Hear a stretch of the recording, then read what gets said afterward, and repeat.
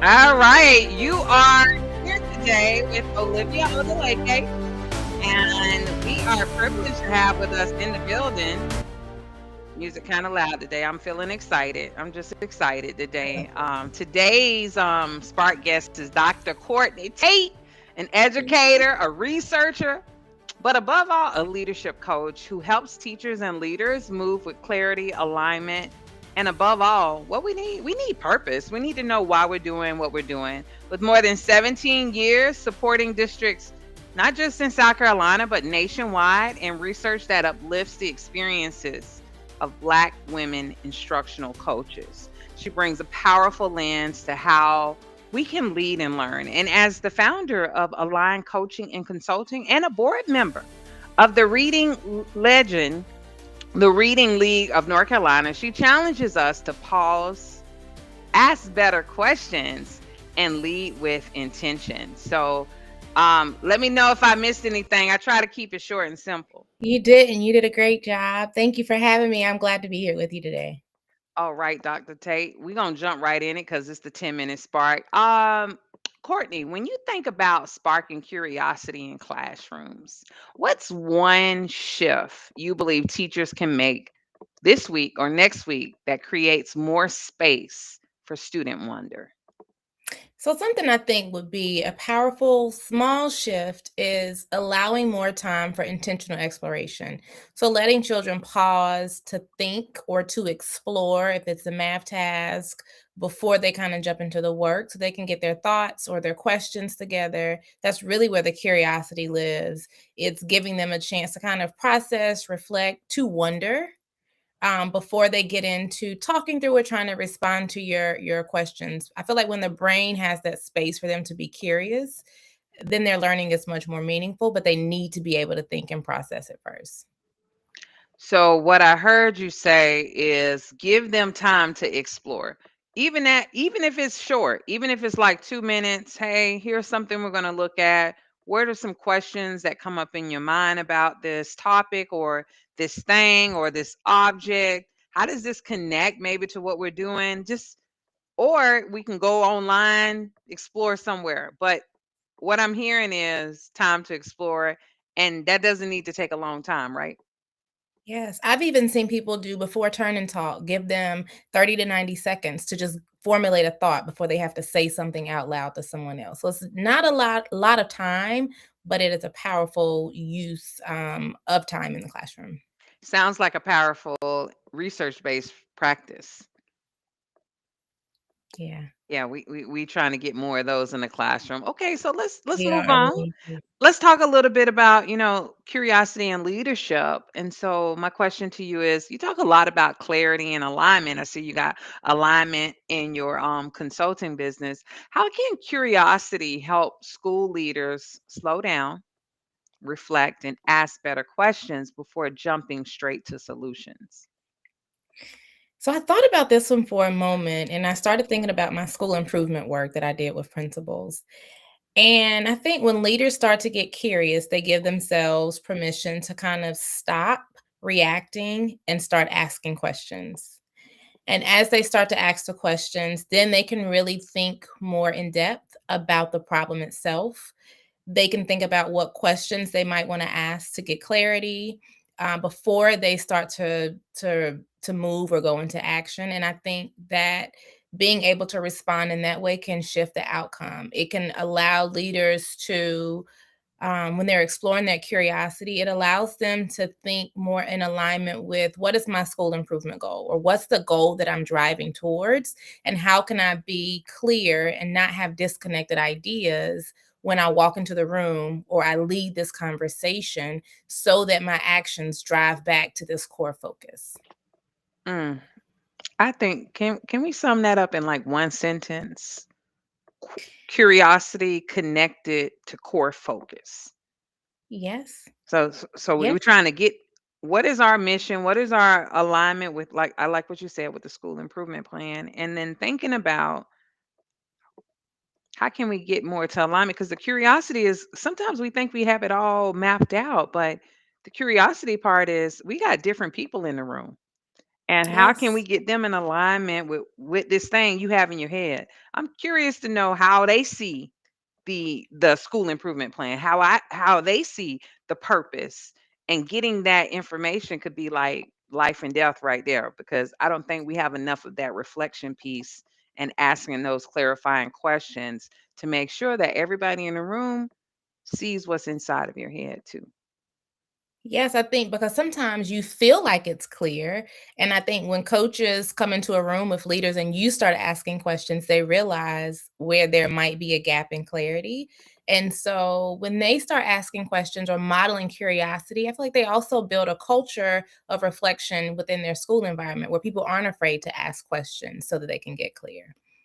Don't be afraid to ask questions, no matter how it might sound, or even if you feel like, oh, everybody should know this. I just know from personal experience is that someone is going to say at the end of that session, thank you so much, Courtney, for asking that question, because I wanted to ask it, but I was afraid. I wasn't sure how I was going to be taken. So we got a lot of fear in asking questions too. So, hey, In adults, you're so right. People are afraid to ask the question. So I love it when people are vulnerable enough to do that. vulnerable. So you've done a lot of instructional coaching, and we talked a little bit about your research and how it centers on the experience of Black women instructional coaches. Um, Yeah. how does curiosity show up as a powerful tool for coaches, especially when we're kind of navigating bias, complexity, and a lot of competing priorities? Yeah, so 2 things kind of came to mind because I feel like depending upon the circumstance, it may look different. One way that I think curiosity showed up for a lot of my participants was their internal wondering. So I wonder how my work would be received if my peers, my white peers, did or said the same thing that I did as opposed to how it's being received now. And so it put the Black women instructional coaches or BWICs in a state of curiosity around how is my being a Black woman shifting the dynamic or the ability for me to do my work. And then the other part, because I know you said, how does it show up as a tool for coaches? The tool that resonated with everybody was resilience. And so they get curious and it allows them to start thinking about how they can lean on curiosity to help them to navigate the biases, the barriers that they're encountering. So they start to ask themselves, what's possible? How can I approach this in a different way so that I can still reach people? Who or what can I influence to kind of get this work moving? Or how can I support teachers despite the obstacles that I'm facing? And so the curiosity really helps them to start to think of differently about how to build relationships, impact change, and interrogate or disrupt systems that were meant to keep them from thriving. Mm. Girl, you said a whole mouthful. Like we need that a whole show right there. That's a whole show. This this You know, this study I had my brain going. had the brain going because I stay in this world of curiosity, because curiosity leads to your imagination and possibilities. And if we keep Mhm. focusing on what's in front of us, we'll never see what was always in front of us. Because we only keep Yeah. focusing on what we can see in front of us. Versus, I'm curious to Mm. know, how would you feel? Or let's flip this scenario. Let's put ABC people in here, and how would you feel if this was done to your friend? Now his energy is different, Yep. right? The energy is different because the question, and now you're imagining feeling something that you weren't feeling before. So, in summary, Right. though, if you had to just give principals, assistant principals, their instructional leaders, what's one thing you would give them, or as a takeaway of our discussion today, on something they can do to be a strong instructional leader and combine that with this sense of curiosity? I think taking the time to explore your options and to think about, be curious about the people you're serving. Is this impactful or how could I be more impactful? And so, yes, as leaders, we are expected to have the solutions. But if leaders can just remember, sometimes I need to pause, reflect, and get curious about how I can support those best that I'm in alignment with. I love it. You said it. How reflect, pause, collect. And I'm just going to end today's show. We've come. Thank you so much for being here today. I had the privilege of meeting Chris Gardner at the National Alliance for Black School Educators in Chicago this past week, and his whole message was on school like a boss.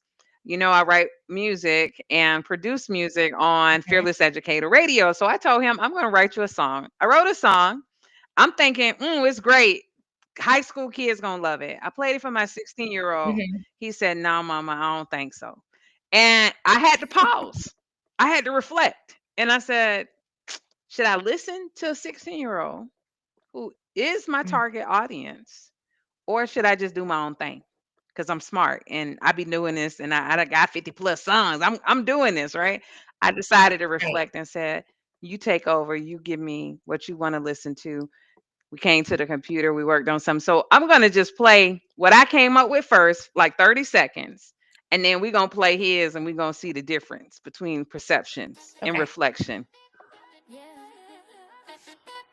Right, that I think that was his. Hold on, this was mine. Hold on. Oh, no. Afro beat stove with it. 30 seconds. They say you're just a student, but I see it to your queen. You got the world in your hands, what I mean. Time to show 'em what you made of. I like this. Yeah, I wake up every day with a vision in my I like mind. this. It's Just trying to nice, pass the right? test. But I'm remember, building all I'm the writing it time. for Yeah. Won't be in a teenagers. box, but I'm But thinking No, worldwide. I hey, know. Lesson that I it'll learned, help us taking get me in to strides. See, alignment. I'm learning how to code, I'm learning how to speak. It's a vibe Learning for how us to for read Vibe sure. for before I'm us. even on my feet. Not just memorizing facts that I'm gonna forget. I'm collecting all the tools, building up my And get essay. to the chorus. Your potential is unlimited, that's what they don't say. Every class you take could change your whole DNA. You're not just going through the motions, now you're riding. All right, so that's mine.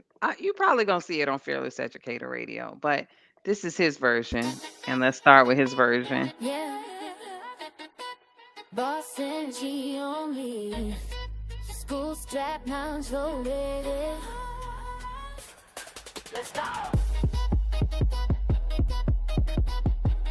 Different vibe, right? You like pump, right? Different vibe, Pump. but it's still about though. Yeah.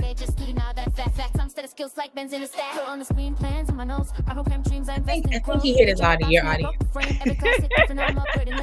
I'm gonna get to the chorus though. We're a couple minutes over, but it's all right. We experimenting. We're curious, right? This ain't We are school as curious. usual. This a power play. School like a boss. School like a boss. Boy, that we move, no fear, no pause. Mind on money, but the money is knowledge. School like a boss. School like a boss. All right. Well, Chris hasn't got it yet. He gonna get it first before it hits Fearless Educator Radio. But you heard it Nice. first here on the 10-minute live spark. And again, as always, I just want to say that the it's been a pleasure. And remember, we'll see you next Wednesday, same spot, same spot. Let's remind ourselves to lead with curiosity and to listen, especially to the voices that matter most. We'll see you next week for another 10-minute live spark.